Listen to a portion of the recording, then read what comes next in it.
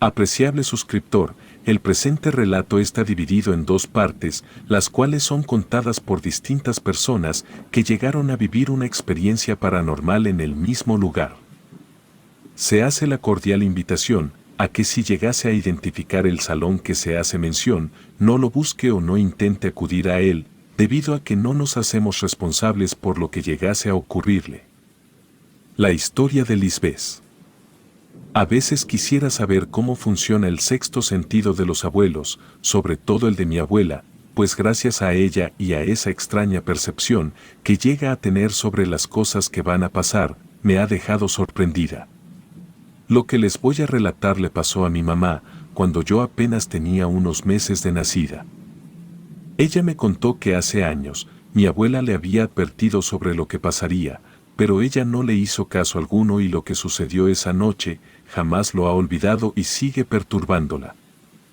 Se podría considerar que todo inició varias semanas antes de que se llevara a cabo una fiesta en la barranca de Buen Titán, en un salón de eventos muy cerca de ahí, del cual no diré su nombre para evitar problemas.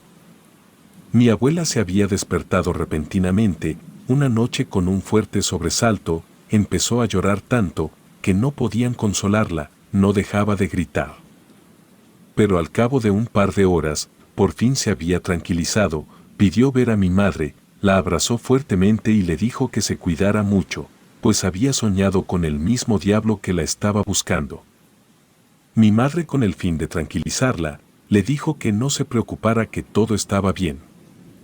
Apenas ella se estaba estrenando como madre soltera, pues el que sería mi padre había muerto en un accidente de motocicleta cuando mi madre apenas tenía 5 meses de embarazo. Esto conllevó a que toda la familia se preocupara siempre por el bienestar de mi madre y cuidarla de cualquier mal. Mi abuela cada noche despertaba gritando, tranquilizarla ya se estaba volviendo parte de las actividades nocturnas. Mi abuelo decía que quería llevarla con un loquero para que le ayudara, y ahí mismo le diagnosticaron terrores nocturnos. Lo curioso de esto es que se supone que los terrores nocturnos son pesadillas grotescas que el mismo inconsciente olvida y no puedes recordar apenas despierta la persona.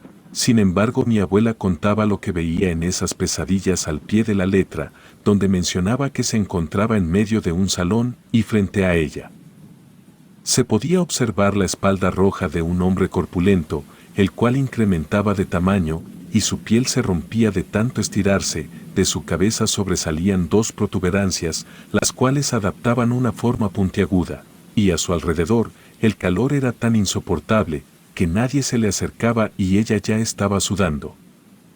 Mientras que de sus brazos podía ver que algo sostenía. Mi abuela, por más que intentaba ver qué escondía, no tenía éxito. Era cuando ella se daba cuenta que se encontraba en el cuerpo de su hija y aquel ser con una mirada amenazante le decía: «Sigues tú», para acto seguido mostrarle los dientes puntiagudos. Era en ese momento que ella se despertaba.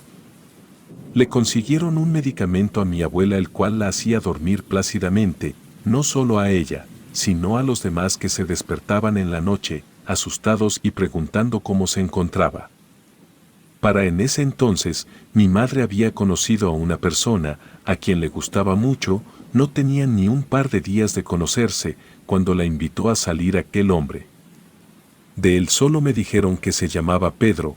Le dijo a mi madre que habría una fiesta clandestina en un salón de eventos muy cerca de la barranca de Buen Titán.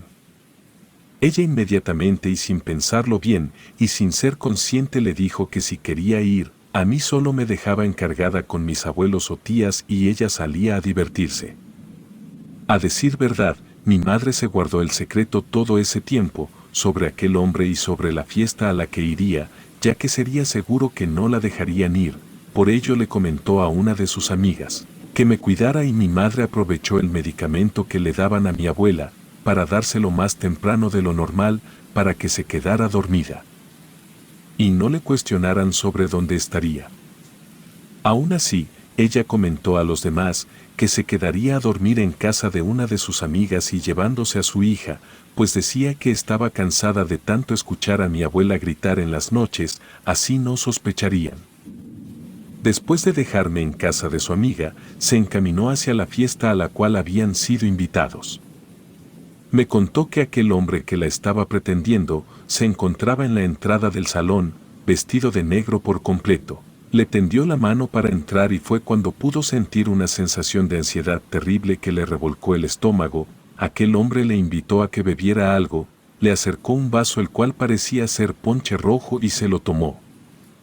El malestar que sintió desapareció por completo y se sintió más alegre y en confianza por alguna extraña razón. Todo parecía estar marchando en orden, cuando algo le comenzó a llamar la atención. Había tantos invitados en el salón de eventos que en específico una persona no le quitaba la mirada de encima.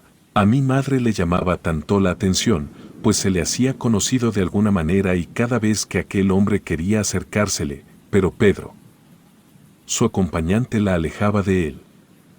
Al cabo de un par de horas, el mariachi no tardó en tocar y un hombre de tez oscura, corpulento y vestido con un traje de Catrín, estaba en medio de la pista y decidió acercarse a aquel hombre. Ella menciona que al mirarlo a los ojos no podía resistirse, la mirada de aquel hombre era roja y penetrante, y casi al momento de darle la mano, alguien la jaló por detrás para llevarla a varios metros de ahí. Mi madre no sabía de quién se trataba, pues entre tanta gente y los gritos del hombre de Catrín molesto. ¿Por qué le habían quitado a su pareja? Apenas se había percatado de quién la había jalado.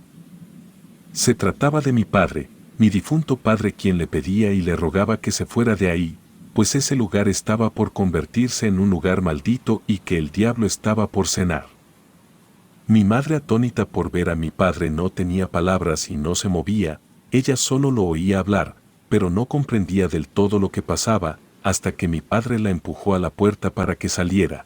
Fue en ese instante que varios gritos y llantos se escucharon. El Catrín a mitad del salón había mordido el hombro de una dama, y como si fuera una manzana le arrancó el brazo. Aquello fue suficiente para mi madre y despertar de ese trance, miró por última vez a mi padre y se retiró inmediatamente de ahí. La gente comenzó a salir despavorida, y entre ellos se podía ver a los del mariachi que se perdían entre la multitud. Como pudo, mi madre llegó al periférico y al primer taxi que vio, le pidió que la llevara a casa de su amiga. Esa noche, no puedo aguantar mi madre que terminó contándolo a mis tías lo sucedido, y para no alterar a mi abuela decidieron guardar el secreto varios años. Cuando yo pregunté varios años después sobre el paradero de mi padre, fue cuando mi madre me contó esta historia. Aún conservo a mis abuelos, a ambos, su percepción de las cosas me sorprende, y realmente me inquieta no saber cómo le hacen. Mis tías siempre le han dicho a mi abuela que es una bruja. Sé que esto es broma, pero mi abuela les dice: mi mente no está nublada por todo lo que les están llenando la cabeza, quizás ella tenga razón. La historia de Misael. Toda mi vida la he dedicado a tocar en eventos. Formo parte de un grupo de mariachi el cual lleva años en la Plaza de los Mariachis. Una tarde, justamente en Semana Santa, nos llamaron por teléfono, comentando que querían vernos muy cerca de la plaza, pues a quien contactaron, mencionó que solamente aquel hombre se identificó como Pedro. Algo desconcertados, pero motivados por el precio que nos pagaría, por tocar en una fecha de guardar como Semana Santa, nos dirigimos a la plaza.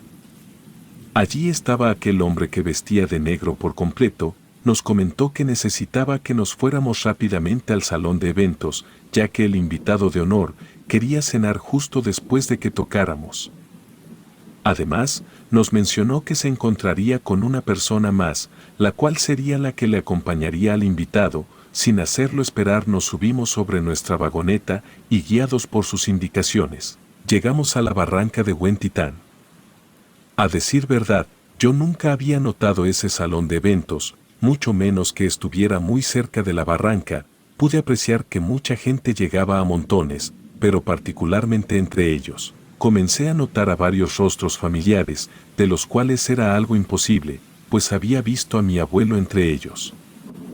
Un hombre reconocido por ser mujeriego y que encontró la muerte por venganza de otro hombre, porque le había robado a su esposa. Curiosamente había visto que ese viejo que se parecía a mi abuelo, llevaba una acompañante mucho más joven que él. Al instante que entramos al salón de eventos tuvimos un malestar estomacal terrible, yo me arqueaba del dolor, e incluso pensé que había comido algo echado a perder.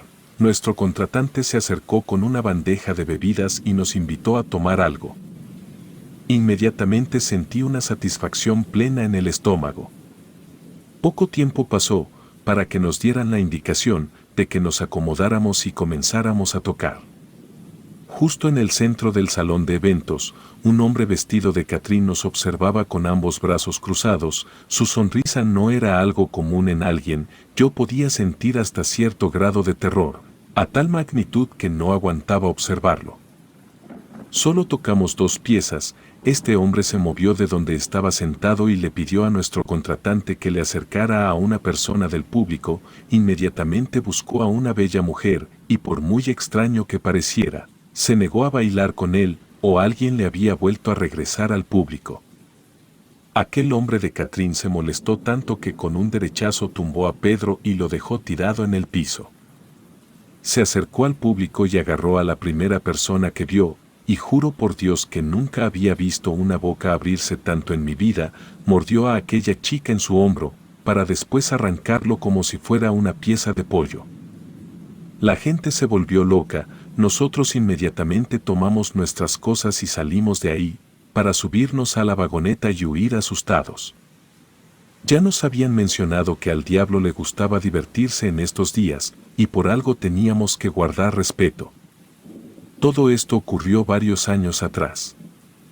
Hoy en día aquel salón de eventos ya se encuentra cerrado, y a decir verdad no quisiera ni invitarlos a que lo buscaran, pues se dicen que para estas fechas de Semana Santa, aún hay fiesta en la noche, y que cada año es un grupo diferente de mariachi, el que toca ahí. En la fiesta del diablo, donde pasan cosas muy extrañas y aterradoras, que deseo que nadie en su vida le toque ir. Aunque ha pasado el tiempo, a mí aún me atormenta todo lo sucedido, y espero jamás volver a pasar por algo así. Relato escrito y adaptado por Lengua de Brujo.